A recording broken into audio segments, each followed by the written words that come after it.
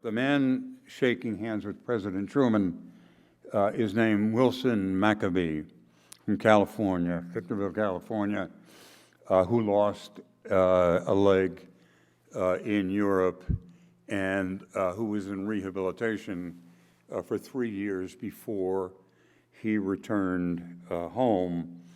And before he could walk again, and he went and found that his family's house had been burned down, and he went, but the barn was still there, and the family car, an old Ford, was in there.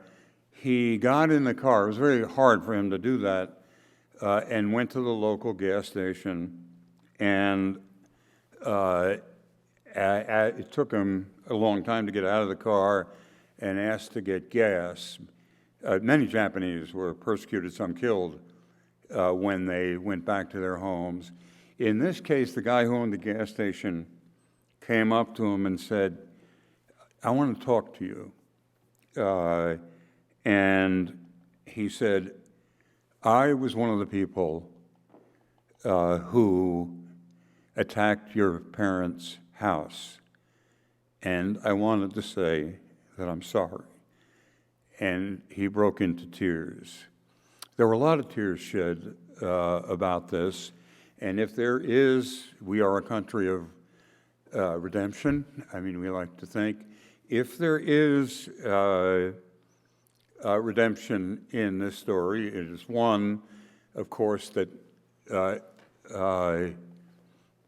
Japanese Americans are like every other immigrant group who came to the United States, who were discriminated against, who were brought here because we needed labor, just as the Germans are bringing in Syrians because they need labor. There are no young people in Germany.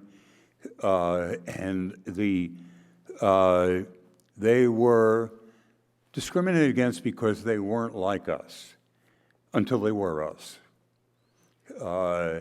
And there is redemption in that. There is redemption in the fact that there's no doubt in my mind that the Brown versus Board of Education Topeka decision written by the same Earl Warren, who was up here when he became Chief Justice of the United States, there's no doubt in my mind that there's a direct connection between his own feelings of guilt, which he sometimes talked with friends about, and about what had happened in 1942, and when he was on the Supreme Court in 1954. And I'll end by saying, if you don't think that, California has a very extensive program of doing oral histories of its state officials. Earl Warren, former Attorney General, former governor, did 6 days of interviews at Berkeley with a professor named Amelia Fry, who finally on the 6th day said, "Governor, Mr. Chief Justice, I want to ask you about the events of 1942, of the spring of 1942. Earl Warren broke into tears, stood up, walked out, and never came back. So he knew what he had done, and I wanted to write a book so that more people would know what was done there, because although some cases reached the Supreme Court, the constitutionality or lack of in the Japanese internment and incarceration was never challenged by the Supreme Court. Individual cases were decided, but not the law.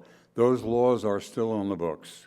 We could use them tomorrow to lock up the Muslims. We could use them tomorrow to lock up the border crossers in Texas and California. And I wanted to do my bit to prevent that from happening. Thank you.